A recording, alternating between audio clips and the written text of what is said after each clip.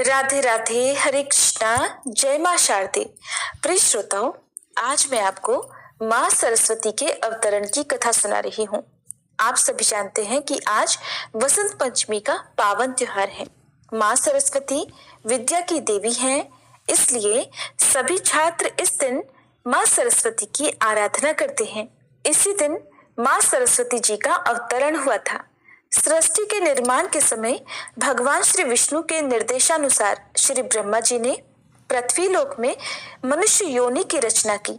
उसके बाद अपनी बनाई हुई सृष्टि को देखने के उद्देश्य से ब्रह्मा जी एक बार पृथ्वी लोक का चक्कर लगाने निकले। वहां उन्होंने मनुष्यों और वन्य जीव जंतुओं को देखा तो वह सभी शांत दिखाई दिए। बोलने की शक्ति उनमें नहीं थी, इसलिए उनके जीवन में किसी तरह की कोई हलचल नहीं दिखाई दे रही थी। सब कुछ सूना था। ब्रह्मा जी को लगा मानो उनकी रचनाओं में कोई कमी रह गई है। तब उन्होंने अपना कमंडल उठाया और उसमें से थोड़ा दिव्य जल वहां पर छिड़का। तभी वहां पर एक अलौकिक प्रकाश उत्पन्न हुआ और उस अद्भुत दिव्य अलौकिक प्रकाश के बीचों बीच एक चतुर्भुजी देवी प्रकट हुई। उन देवी के एक हाथ में वीणा थी और दूसरा हाथ वर देने की मुद्रा में था। तीसरे हाथ में पुस्तक और चौथे हाथ में माला थी। देवी ने अपने जन्मदाता श्री ब्रह्मा जी को प्रणाम किया और वही ब्रह्मा जी की मानस पुत्री सरस्वती जी कहलाई। तब ब्रह्मा जी ने देवी सरस्वती से कहा, देवी, इस संपूर्ण धरती के जीव जंतु केवल इधर उधर चल फिर रहे हैं, उन्हें वाणी तो प्राप्त ही नहीं है, इसलिए वह किसी से किसी प्रकार का कोई संवाद नहीं कर सकते। फलस्वरूप उनका जीवन नीरस हो गया है। आपको अपनी वीणा के साथ शुरू से इस संसार को वाक शक्ति प्रदान करनी है, उन्हें स्वर देना है ताकि वह आपस में अपने विचारों का आदान प्रदान कर सके, ताकि उन्हें एक दूसरे को समझने में आसानी हो सके। तब पुत्री होने के नाते ब्रह्मा जी की आज्ञा का पालन करना देवी सरस्वती जी का परम कर्तव्य था। फिर उन्होंने अपनी वीणा के तारों को हल्के से छेड़ा। उससे जो मधुर ध्वनि उत्पन्न हुई तो सभी मानव जाति और समस्त जीव जंतुओं को मनोवांछित वरदान मिल गया। सभी जीव बोलने लगे। वीणा के स्वर ने उन्हें मुखर बना दिया था। यहाँ तक कि नदियां, झरने आदि कलकल आवाज करके बहने लगे। हवाएं भी सरसर करके बहने लगी। अब वातावरण में चारों तरफ मानो मधुर संगीत गूंज उठा हो। इतने दिनों से व्याप्त सूनेपन का आज अंत हो गया था। तब से लोग व्याख्यान और संगीत की देवी के रूप में देवी सरस्वती जी की पूजा अर्चना करने लगे। वसंत पंचमी को सरस्वती जी के जन्मोत्सव के रूप में मनाया जाने लगा। समस्त सृष्टि को स्वर प्रदान करने वाली माँ सरस्वती जी की आराधना सुर और असुर सभी करते हैं। माघ महीने की शुक्ल पक्ष की पंचमी तिथि के दिन लोग अपने घरों में माँ सरस्वती जी की प्रतिमा लेकर आते हैं और एक चौकी पर पीला साफ वस्त्र बिछाकर उस पर माँ सरस्वती जी की प्रतिमा को विराजित करते हैं। इसके बाद देवी का ध्यान करके दूध और जल से प्रतिमा को स्नान कराया जाता है। फिर उन्हें श्रृंगार की वस्तु अर्पित की जाती हैं, उन्हें सिंदूर अर्पित किया जाता है, हल्दी कुमकुम का तिलक लगाया जाता है। माँ के चरणों में गुलाल लगाकर उन्हें सफेद या पीला वस्त्र धारण कराते हैं। देवी को प्रसाद और पीले फूल चढ़ाकर आरती करते हैं। कुछ लोग पीले मीठे चावल बनाकर भी भोग लगाते हैं। बेसन के लड्डू का भोग भी माँ सरस्वती जी को अत्यंत प्रिय है। शाम को एक बार फिर से माँ को खीर का भोग लगाया जाता है और वहां पर उपस्थित सभी लोगों को प्रसाद रूप में बांटा जाता है। इस तरह पूजा संपन्न होती है। एक बार एक छोटे से गांव में एक अनाथ बालक जिसका नाम आरव था रहता था। माता पिता के निधन के बाद उसे गांव के लोग दया से खाना तो दे देते, लेकिन प्यार और अपनापन कोई नहीं देता। वह अक्सर गांव के बाहर मंदिर के पास बैठा रहता और जहां पर माँ सरस्वती जी की प्रतिमा ही उसकी एकमात्र सांत्वना थी। हर दिन मंदिर में आकर वो माँ सरस्वती से बात किया करता। कहता, हे माँ, क्या मेरे जीवन में भी कभी उजाला होगा? क्या कभी कोई मुझे भी प्यार करेगा? उसके फटे कपड़े और भूखा चेहरा देखकर भी किसी को उसकी कोई चिंता नहीं होती। एक दिन वसंत पंचमी का दिन था जब पूरे गांव ने माँ सरस्वती जी की पूजा की। आरव उस दिन भी रोते रोते मंदिर में ही सो गया। उसकी आंखों में आंसू और मन में गहरी पीड़ा थी। उसी रात माँ सरस्वती उसके सपने में आई। उन्होंने मुस्कुराते हुए कहा, पुत्र, मैंने तेरा दर्द सुना है। ज्ञान और संगीत का वरदान मैं तुझे देती हूँ, जिससे अब तू अपने जीवन को बदल सके। आरव ने सपने में ही माँ सरस्वती के चरणों को स्पर्श किया और कहा, माँ, मुझे बस केवल और केवल आपका आशीर्वाद चाहिए। अगली सुबह उठकर आरव के मन में बहुत सकारात्मक विचार थे। उसके जीवन में बदलाव आने लगे। उसे महसूस हुआ कि उसकी अंगुलियां किसी अदृश्य शक्ति से संगीत के स्वर छेड़ने लगी थी।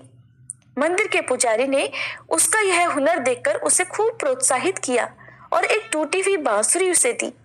आरव ने उसी टूटी हुई बांसुरी पर अभ्यास करना शुरू कर दिया। कुछ ही दिनों में उसकी मधुर धुनों ने पूरे गांव का दिल जीत लिया। जो लोग पहले उसे दुत्कारते थे, अब वही उसे सम्मान देने लगे थे। आरव ने अपनी बांसुरी से गांव के लोगों को प्रेरित करना शुरू किया। वह अपनी धुनों के माध्यम से ये संदेश देता कि दुख और अकेलेपन में भी ज्ञान और संगीत वह शक्ति है जो जीवन बदल सकती है। धीरे धीरे आरव का नाम दूर दूर तक फैलने लगा। उसे शहर में भी आमंत्रित किया जाने लगा, जहां उसने अपने प्रदर्शन से हजारों लोगों को प्रेरित किया।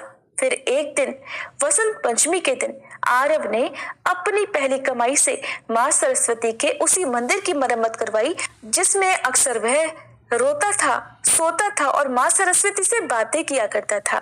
आज वह उनकी मूर्ति के सामने खड़ा होकर बोला, हे माँ, आपका दिया ज्ञान ही मेरे लिए सबसे बड़ी संपत्ति है। तभी माँ सरस्वती जी की प्रतिमा से आवाज आई, पुत्र, जब तुमने कठिनाई में भी आशा और ज्ञान का सहारा लिया, तभी तुम्हारा जीवन सफल हुआ। यही मेरा संदेश है। हर मनुष्य में ज्ञान और कला की ज्योति है, बस उसे पहचानने भर की देर है। आरव का जीवन हम सभी को संदेश देता है कि चाहे जीवन कितना ही कठिन क्यों ना हो, ज्ञान और आत्मविश्वास की शक्ति से हर दर्द को खुशी में बदला जा सकता है। माँ सरस्वती की कृपा उनके उन भक्तों पर अवश्य होती है जो खुद पर विश्वास रखते हैं। किसी छोटे से गांव में अनवी नाम की एक गरीब लड़की रहती थी। उसके पिता किसान थे, लेकिन लगातार सूखे के कारण फसल कम होती थी। कभी कभी फसल से एक भी दाना अन्न का नहीं मिलता था। परिवार का पेट पालना भी मुश्किल हो गया था। माँ सिलाई करके थोड़ी मदद किया करती थी। अनवी का मन पढ़ाई में बहुत लगता था, लेकिन मजबूर थी। स्कूल जाने के लिए पैसे जो नहीं थे। वह अक्सर दूसरों के फेंके हुए कागज उठाकर उन पर लिखने का अभ्यास करती और मंदिर के पास बैठकर पढ़ाई किया करती। गांव के लोग अक्सर उसका मजाक उड़ाते और कहते, पढ़ाई से क्या होगा, तेरी किस्मत में तो गरीबी ही लिखी है। लेकिन मासूम अनवी का हौसला कभी नहीं टूटा। हर वसंत पंचमी पर वह माँ सरस्वती के सामने अपनी छोटी सी स्लेट ले जाकर उनसे प्रार्थना किया करती, हे माँ, मुझे ज्ञान का आशीर्वाद दीजिए। मैं खूब मेहनत करूंगी, लेकिन मुझे आप मार्ग दिखलाइए। फिर एक रात वसंत पंचमी के दिन माँ सरस्वती उसके सपने में आई। उन्होंने कहा, पुत्री, कठिनाइयां तेरे जीवन में आएंगी, लेकिन तेरी लगन और मेहनत तुझे सफलता के द्वार तक ले जाएगी। ज्ञान ही तेरा सबसे बड़ा धन बनेगा। अगली सुबह अनवी ने निश्चय किया कि वह गांव के बच्चों को पढ़ाएगी और बदले में उनसे अपनी पढ़ाई का सामान जुटाएगी। उसने मेहनत से दिन रात पढ़ाई की। वह गांव के हर बच्चे को पढ़ाने लगी, जिससे उसकी अपनी पढ़ाई का खर्च निकलने लगा। फिर भी गरीबी उसके पीछे थी। कभी कभी खाने को भी कुछ नहीं होता, लेकिन अनवी की आंखों में माँ सरस्वती के आशीर्वाद की चमक थी। बारिश में भीगी किताबें, टूटे पेन और फटे कपड़े उसकी राह में कभी रुकावट नहीं बन सके। फिर एक दिन शहर के एक शिक्षक ने अनवी को देखा, जब वह एक पेड़ के नीचे कुछ अनाथ और गरीब बच्चों को पढ़ा रही थी। उन्होंने उसकी प्रतिभा को पहचाना और उसे अपने स्कूल में स्कॉलरशिप दिलवाई। लेकिन ये सफर इतना आसान नहीं था। शहर में दूसरे बच्चे उसका मजाक उड़ाया करते, क्योंकि वह गरीब और साधारण कपड़ों में रहती थी। अनवी ने आंसुओं को छिपाकर दिल में माँ सरस्वती जी की मूर्ति को याद करके अपनी मेहनत जारी रखी। धीरे धीरे अनवी ने अपने ज्ञान और मेहनत से सबका दिल जीत लिया। उसने अपनी स्कॉलरशिप के पैसों से गांव के बच्चों के लिए एक छोटी लाइब्रेरी खोली। जब उसने अपनी पहली परीक्षा में पूरे राज्य में पहला स्थान पाया तो उसका नाम अब हर तरफ गूंजने लगा। आज वसंत पंचमी का दिन था और एक बार फिर से वह अपनी किताबें लेकर माँ सरस्वती जी के मंदिर में उपस्थित थी।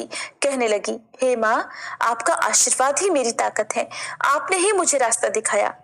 मूर्ति में से फिर आवाज आई, पुत्री, जो खुद पर विश्वास करता है और हर कठिनाई में मेहनत जारी रखता है, उसे मेरा आशीर्वाद हमेशा मिलता है। अब तो अपने ज्ञान का प्रकाश दूसरों तक पहुंचा।